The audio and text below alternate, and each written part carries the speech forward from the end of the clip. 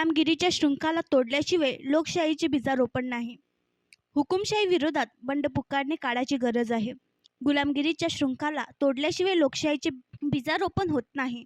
लोकशाही जिवंत ठेवण्यासाठी संविधानाला संरक्षण देणे क्रमप्राप्त आहे, असे प्रखर मत आझाद हिंद शेतकरी संघटनेचे राष्ट्रीय अध्यक्ष प्रबोधनकार ॲडव्होकेट सतीशचंद्र रोटे पाटील यांनी व्यक्त केले. जागतिक लोकशाही दिनानिमित्त संविधान वाचन लोकशाही जतन या विषयावर चर्चासत्राचे आयोजन संविधान व लोकशाहीप्रेमी नागरिकांच्या वतीने 15 सप्टेंबरला बुलढाण्यात करण्यात आले होते. त्यावेळी मनोगत व्यक्त करताना रोटेंनी उपरोक्त विचार व्यक्त केले.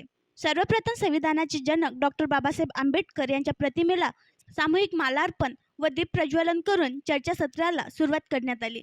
धर्मावाद, जातीवाद बाजूला सारून समतेचा विचार जिवंत राहण्यासाठी संविधान व लोकशाही जिवंत राहणे महत्त्वपूर्ण आहे.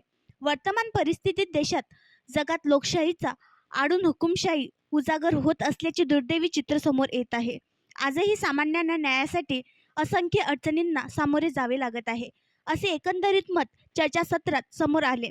चर्चासत्रात आंबेडकरी विचारवंत भाई संदीप खरात, प्रबोधनकार ॲडव्होकेट सतीशचंद्र रोटे, सामाजिक कार्यकर्ते विशाल राणे, सतीश हिवरकर, असलम शहा, अतुल सोनोने, निखिल राणे, मुकेश तायडे, गणेश पिंगळे, शिवम चिकटे, शाहीर पंचफुला गवई, मीराबाई ठाकरे, सुरेखाताई निकाळजे, अनिता ठाकरे, अनिता कापसे, सौ योगिता रोटे, अन्नपूर्णा झिने, जिजाबाई इंगळे यांच्यासह जिल्ह्यातील साहित्यिक, आंबेडकरी विचारवंत, सामाजिक कार्यकर्ते यांनी स्वयंस्फूर्तीने सहभाग नोंदविला.